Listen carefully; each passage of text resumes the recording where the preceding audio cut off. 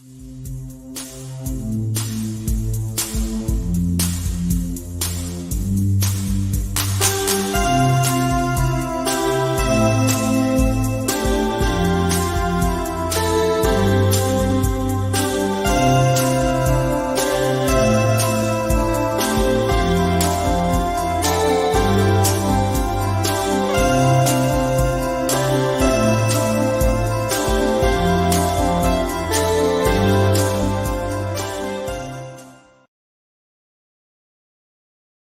what's going on, everybody? Welcome. Today is Thursday. It is August 4th, 2022. My name is Jeremy, and this is my first cup. Oh, what's going on, people? How are you? Good morning, Stacy. Good morning, Mark. Good morning, Brian, and all the rest of you, whether you're watching live, later, or listening. Thanks for coming by. I want to hear all about your Wednesday. I want to know what's going on for today. And I'm curious if our conversation yesterday about cell phones and their impact on situational awareness changed anything for your day yesterday. Did you go into your day more aware of how cell phones make you less aware? Did you have conversations with people? If you're someone who teaches, did you have a conversation with your students about it perhaps? I want to know all these things and more. Good morning, John and Jenny and Daniel. Well, I had a pretty good day. I was fairly productive, did stuff that I wanted to do, went to the range, tested out some new stuff, it went well, and said, okay, maybe I'll, good morning, Josh. Thought maybe I'll go to the gym after, because I was going to go to the gym and I wanted to go to the gym. And I looked at the clock and it said 7:15. And I said, you know, I don't want to get home and eat dinner and take a shower at 8:30 because that's what it was going to be. So I bagged it. I said, you know what? It's okay. My calves are actually still sore from the 200 jumping jacks we did on Monday. The class, holy cow.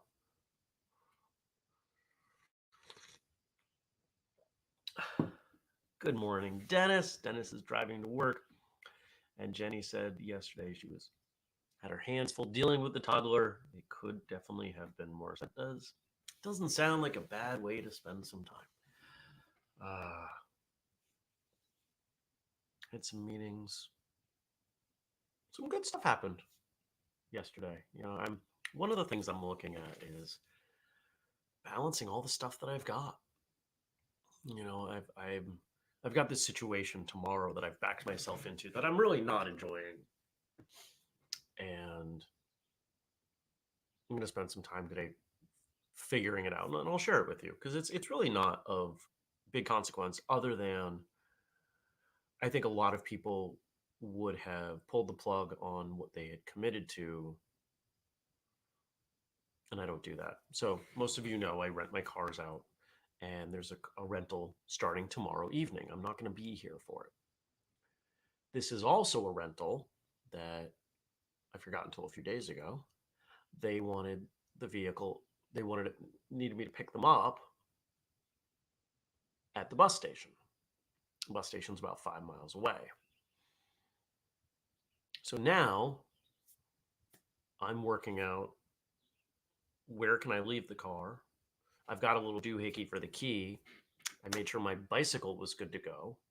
And so sometime tomorrow morning, I will be driving down, taking my bike out, putting the key and the thing that can hang on the window so they can get into the car, and driving home. And I'm doing all this for like $120.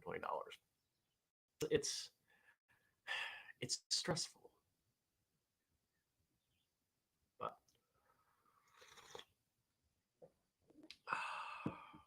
I've got some ideas of where I can leave the car that are convenient for them. Brian says, applied for a different job within the state, looking to up my pay a bit more and seeking a position with more growth potential. Class last night. Had a buddy from my work building come last night to try it. He seemed to like it a lot.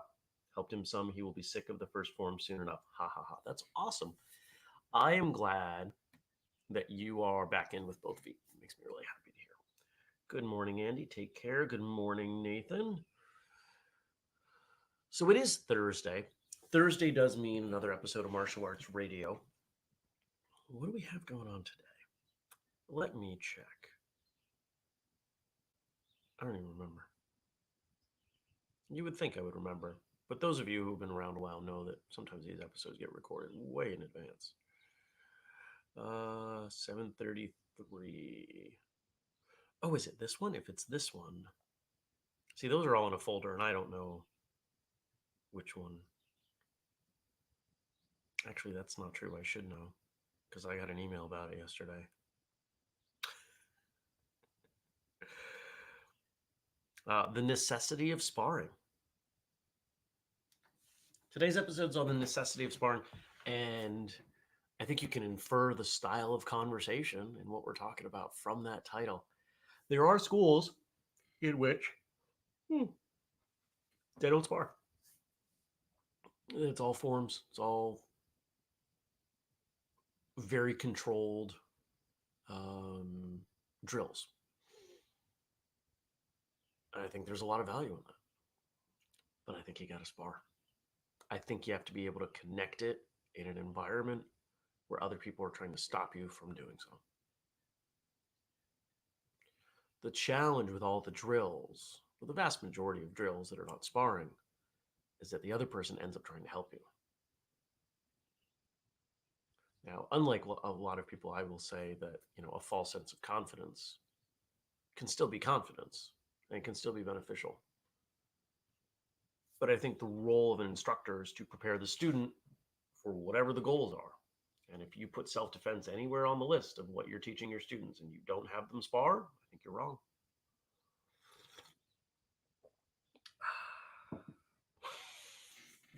So I hope you check that episode out. I doubt, Andrew brought this up offhandedly when we recorded one of the episodes on Tuesday, that there are topics that I think we're going to ruffle feathers, and we don't.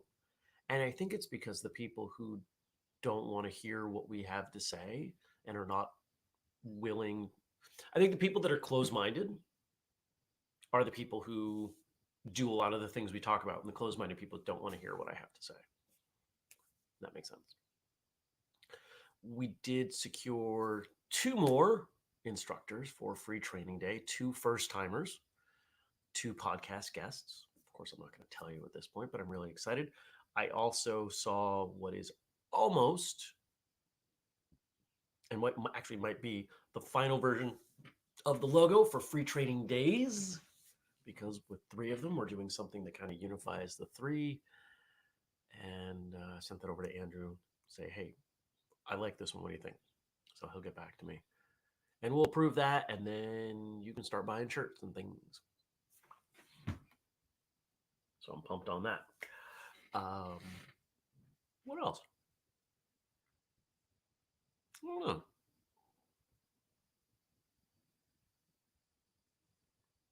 Awesome. Stacy has her first discussion with Craig tomorrow. That has to do with free training day as well. If anybody out there wants to, that is not already on the list, wants to do something at free training day, let me know. Ideally, email me, but you could Facebook me as well. Please don't just put it in the chat, because we do have some additional, we're doing something different this year that will allow us to incorporate more people. And right now we're focused on, I don't want to call it like the headliners, but like the core aspect of what we do, which is the physical training. There's some non-physical training elements. And that's kind of,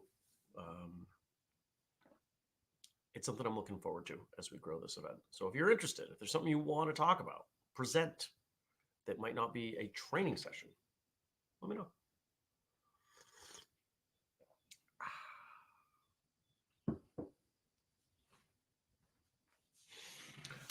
There was something I was about to say. What was it? I lost it. I slept well. I went to bed at a decent hour. I need a break. I really do. I know I'm taking some time off the end of this month. I'm just feeling kind of, you guys feel that way? You ever get that way? You're like, okay. I've been working too much. I need a break. And the way I know that I need a break is I procrastinate work to do things like water plants. And not the way I normally do. Not like, oh, okay, but more like, oh, how's this plant doing? Maybe I should repot this one. Before you know it, it's 10:30. Doesn't happen often.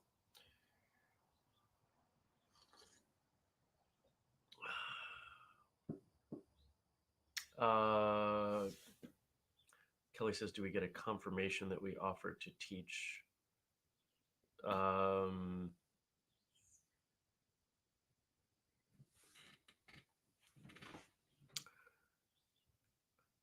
because the most efficient thing for me to do right now is check to see that we received Kelly's acceptance.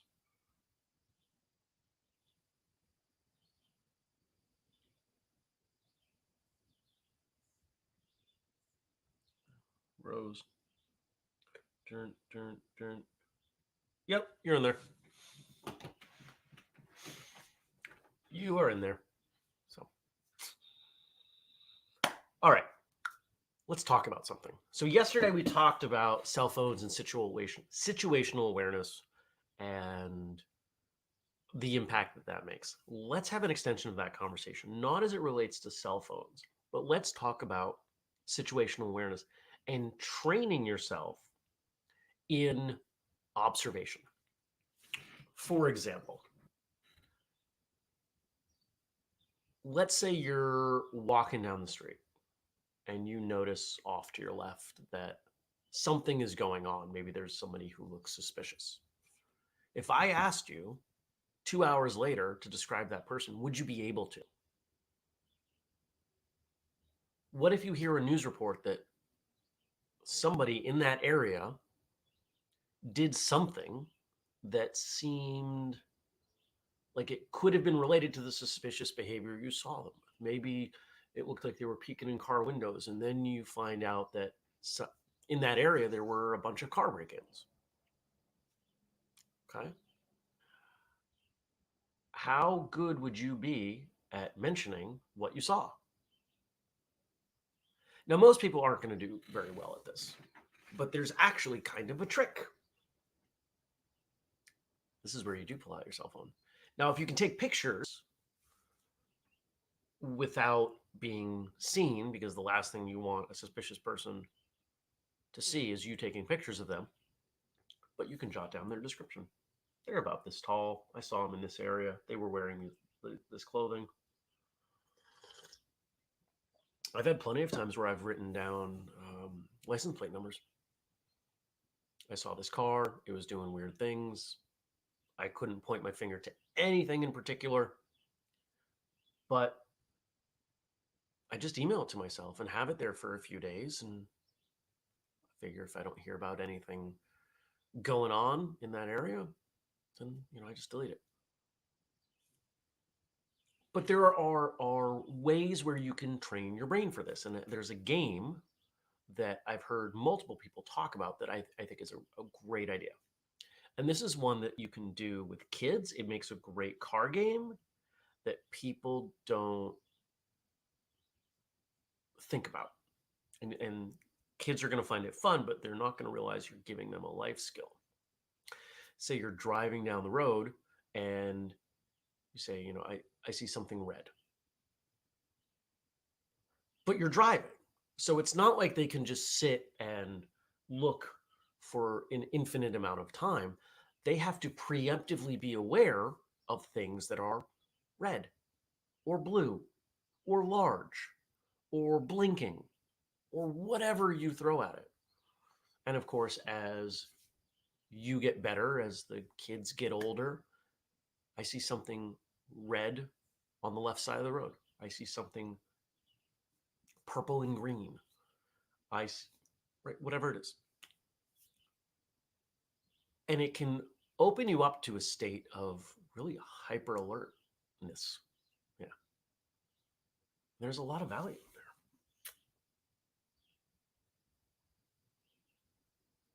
there. Stacy says, Kelly, how's that for a confirmation? Kelly says, love it. Live and immediate. Hey, I do my best to be accommodating. For those of you who haven't been to Free Training Day, don't forget we've got 3 of them. So no matter where you are, There's population wise, there's one within, I'd say, a 4 or 5 hour drive. Portland on October 22nd, Atlanta October 15th, Keene, New Hampshire, November 12th. And we are almost, I think it's today actually, that we will be setting the date for the trial run for the thing that we're going to do November 13th in Keene, New Hampshire. And I've been very vague about that publicly, other than to say a lot of you are going to be very thankful that you are staying overnight Saturday night. In fact, I'm really encouraging people to stay Friday and Saturday night because of the amount of stuff that's going on. We are growing Free Training Day into a weekend event. The training portion will only ever be one, well, I can't say it ever, but will still remain one day for people who want to pop in just for the day. But people like hanging out and they like learning things and they like all the other aspects that we tested last year. So we're going to do more of them. And hopefully everybody's in the Facebook event. But if you're not in the Facebook event for November 12th, Andrew's going to be posting something in there today about something that is just so lining up beautifully for dinner on Saturday night. If you came to dinner last year, you know the place that we had dinner. Food was amazing and bizarrely inexpensive. They're giving us their back room for no extra money.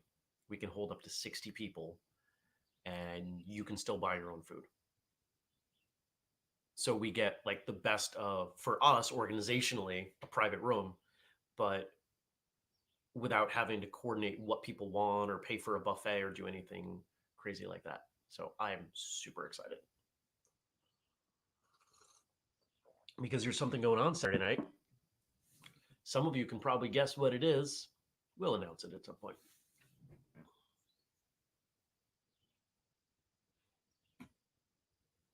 Jenny says, I have reported suspicious activity like that before. I was approached by a shady dude at a gas station who was asking for help filling his empty tank. He and his alleged girlfriend forgot their wallets and had no money, but he refused to take cash.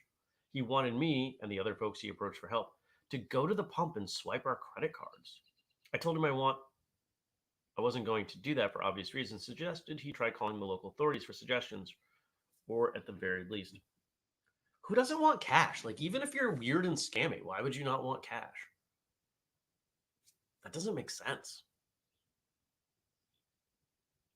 I guess only in the case that you think if refusing the cash means they'll put their card in, but that doesn't make sense. That's dumb.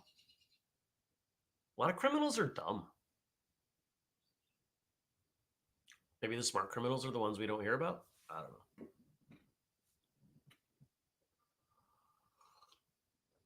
One of the things that I enjoy are the rare opportunities where I get to think like a criminal. I think that's fascinating to me because I would never be one. But I think it helps me in the things that I do when I, not so much anymore when I used to do IT, but now when I think about self-defense, I actually spend not a lot of time, but more than most, imagining reading about criminals and how they do things. And I'll be honest, a lot of martial arts instructors who teach self-defense do not understand the psychology of a bad person. They completely miss how it goes down.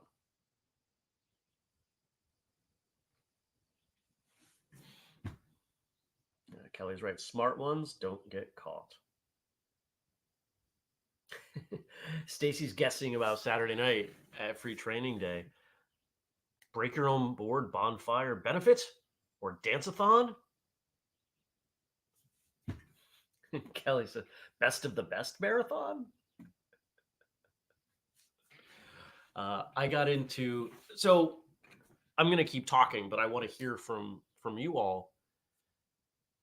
What do you do to remain aware and alert of what's going on around you, right? I gave you the example of that car game, as well as noting things or taking pictures with your phone.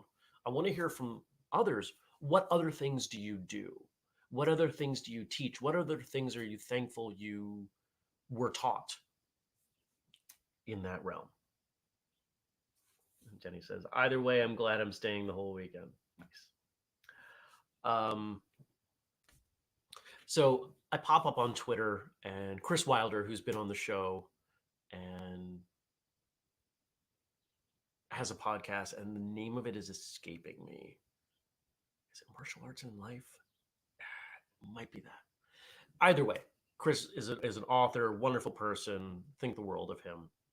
And he posted something about his distaste that there's going to be a Roadhouse reboot. And he, we went back and forth on a couple things about it. And I said, I can see it working. Imagine if it's kind of like a what West Side Story was to Romeo and Juliet, where you have the same root premise, but it was modernized.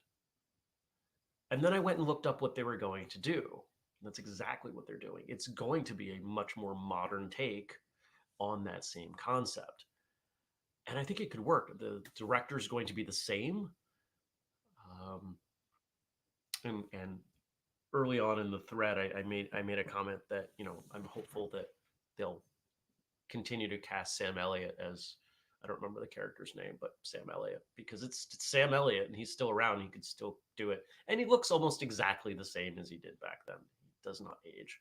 He's been 100 since he was 12, and wears it well.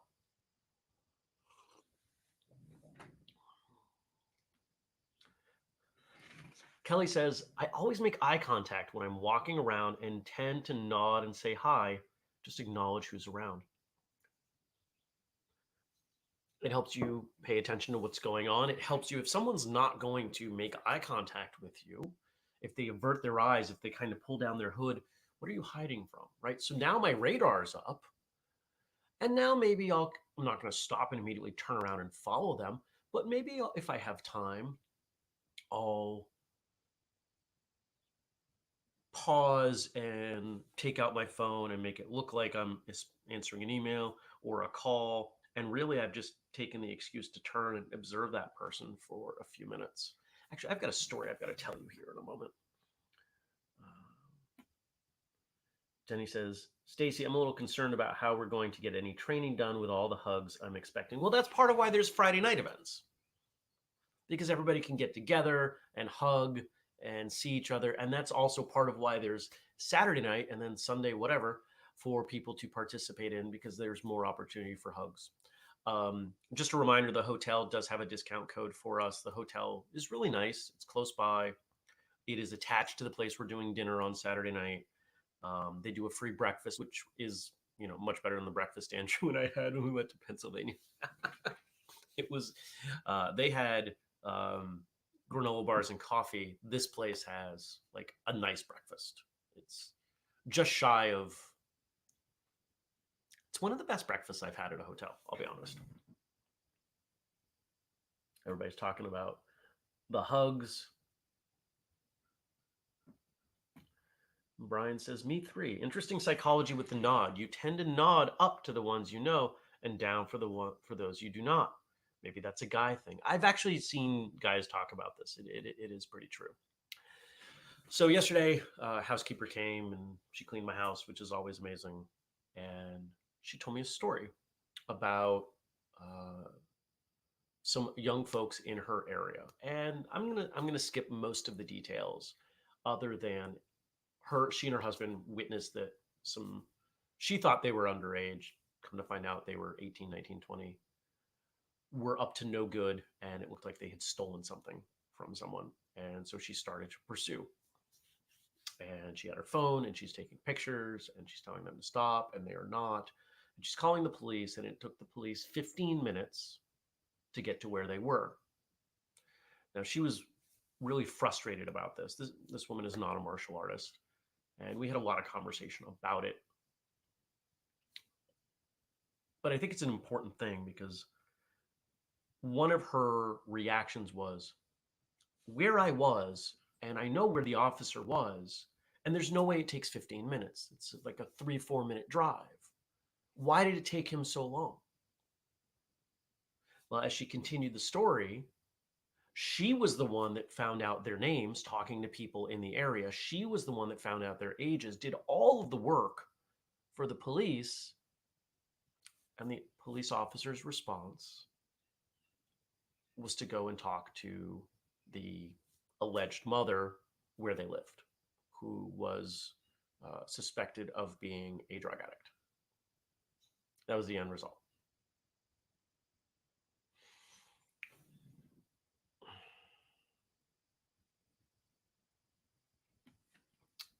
Brian says, when I heard that, the nod up and down thing, I started paying attention and it kind of blew my mind. Want to mess with someone? Nod up even when you don't know them. Ha ha ha. So I bring this up because I think it's a great illustration of how being aware, being alert can be beneficial. Now, the psychology of these folks, these older kids, we'll call them, or young adults, I don't know, they are less likely, I would say, to be in that immediate area because they don't want to get caught. If they were the type who were going to be violent, they probably, there was 4 of them and one of her, and she weighs like I mean, she can't be more than 5'2" and $120. She's a small woman. If they were violent, they easily could have caused her some harm. The fact that they continued to walk away, and she and I had a conversation about how she stepped into something she probably should not have. But we know some things about them now, and in knowing things, we can make better decisions. There is almost no circumstance where having more information is a bad thing. We may not want to know details of someone's personal affairs, but when we talk about business decisions, when we talk about self-defense decisions, when we talk about our own lives, knowing more is a good thing. You don't have to take the information into consideration when you choose what to do, but the more you know, the more accurate to the reality of the situation, right? Because remember, what you know of a situation is not the entirety of the situation. There are always details that you don't know, no matter how big or small. When we know more, we can act or react better.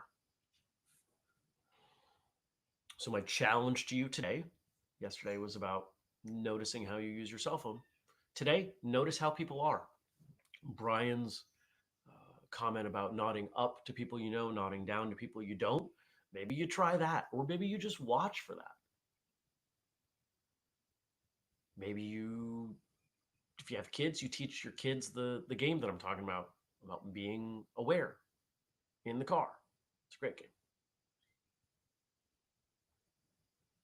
Maybe you learn the quick access to taking a picture on your phone if you keep a lock on it. I know on mine, I can double tap the power button, and even if it's locked, I get the camera. So I can take a picture. I don't have to punch in my code or use my thumbprint scanner, which never works. Worked on my last phone. Doesn't work on this phone, and that's a bummer. All right. No, you guys are adorable.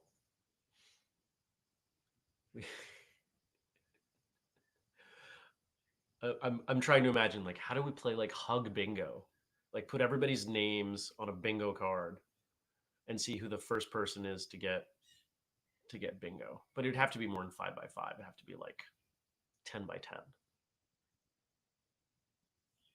Whistle kick free training day hug bingo. All right, I'm gonna get going. I hope you check out that episode. The necessity of sparring. It's all over the place. Tell me what you think. And for those of you who teach, I'm really interested. Does that change any of your thoughts? Are you going to change the priority for sparring or for other free-form movement drills in your school? If you're a student, does it change the way you look at how sparring is incorporated into your curriculum? Remember, if you want to support us, we've got a Patreon, patreon.com/whistlekick. I posted something in there yesterday. Whistlekick.com/family. I posted something there yesterday. And the code FirstCup15 to save 15% at whistlekick.com. Sent out an order. Actually, no, I didn't. I boxed an order yesterday. And remember, tomorrow's Friday. We've still got a couple more weeks without Frank. So if you want to bring the jokes, I would appreciate it. Bonus points if you Facebook them to me, Facebook Messenger them to me ahead of time. Okay. I appreciate all of you. And I thank you for coming by. You guys are adorable. I will see you tomorrow, and I hope you have a fantastic day. It's going to be a hot one here, so I'm about to close up all the windows and keep the cold air inside. Take care, everybody. Peace.